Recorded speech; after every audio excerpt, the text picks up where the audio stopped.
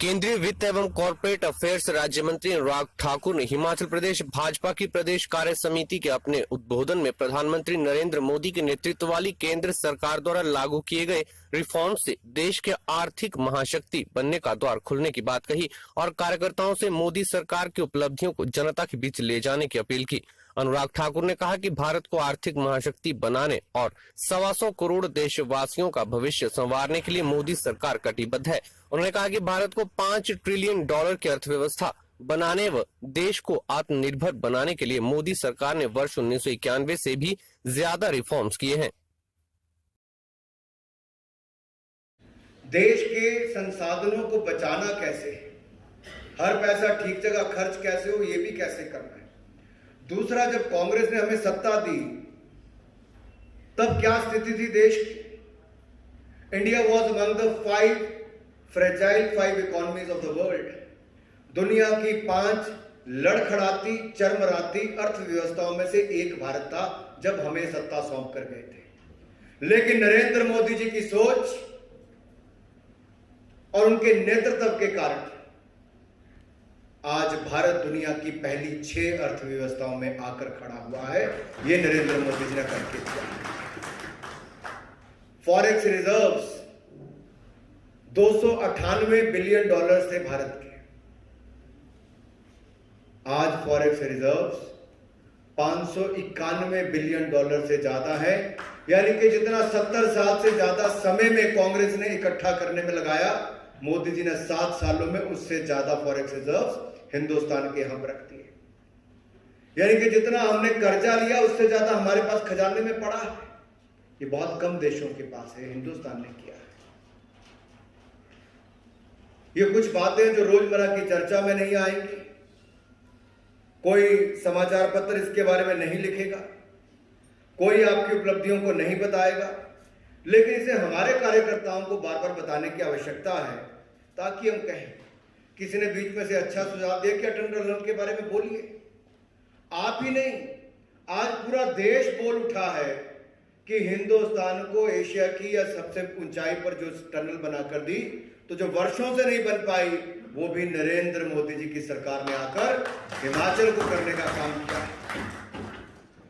उस समय भी कटाक्ष ही कर रही थी और कुछ नहीं कर रही थी, आलोचना ही कर रही थी। और मुझे प्रसन्नता इस बात की कि हमारे पार्टी का कार्यकर्ता देश के हर कोने में जमीन पे लगे हुए थे।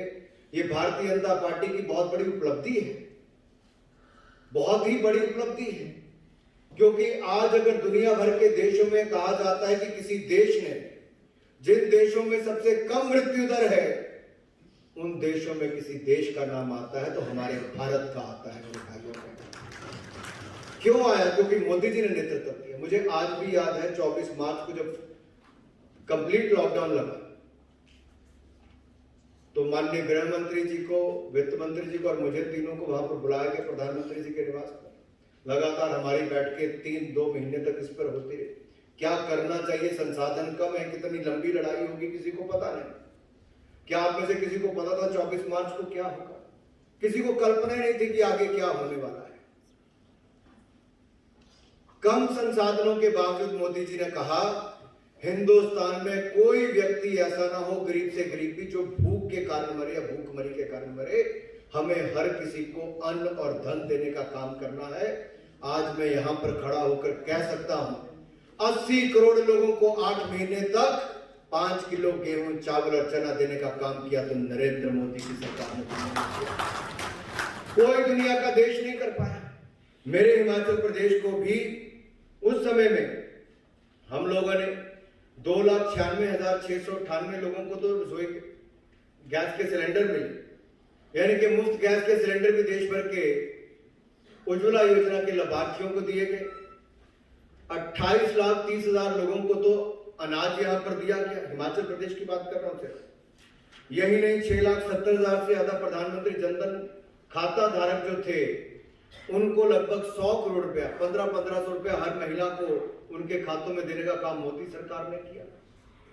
पीएम किसान योजना के अंतर्गत हिमाचल प्रदेश में 8,70,609 लाभार्थियों को 2-2 हजार रुपए की किस्तें उनके खातों में डालने का काम किया। सामाजिक सुरक्षा जो मिलती थी वृद्ध विधवा या दिव्यांग को, वो तो मिली ही, उसके अलावा 1,000 रुपये उनको अलग से दिया गया। 1,11,000 से ज्यादा हिमाचल के लोगों को ये भी मिलने का लाभ मिला। इसके अलावा वेज एंड मीन्स एडवांसेस, क्योंकि जयराम जी को इसका अनुभव भी होगा कि 60% वेज एंड मीन्स एडवांसेस हमने ज्यादा दिए ताकि आपको पैसा ज्यादा मिले। FRBM एक्ट में एक प्रावधान है कि 3% से ज्यादा राज्य कोई भी कर्जा नहीं ले सकता। वो कर्जा आप ज्यादा भी ले सके उसमें प्रावधान नहीं मिलता था, अनुमति नहीं मिलती। उसको भी 2% बढ़ाया गया और उससे भी कुल सभी राज्यों का मिलाकर 4,27,000 करोड़ से ज्यादा सभी राज्य ज्यादा अपना पैसा ले सकते थे। GST की कलेक्शन नहीं हुई, उसके बावजूद हमने केंद्र में यह प्रावधान करके दिया कि राज्यों को कोई दिक्कत ना आए। केंद्र के पास पैसा इकट्ठा नहीं हुआ, लेकिन फिर भी राज्यों को उनका शेयर समय पर मिले, रेवेन्यू डेफिसिट ग्रांट भी मिले, केंद्रीय करों का हिस्सा भी मिले। केंद्र सरकार ने किसी राज्य का कोई हक नहीं मारा और हिमाचल को तो 450 करोड़ रुपया अतिरिक्त दिया, जिस पर ना कोई ब्याज ना कोई किस्त वापस करनी है। 50 साल के बाद वो पैसा वापस होगा। 50 साल तक आपको उसके लिए कुछ नहीं करते थे। Bureau report.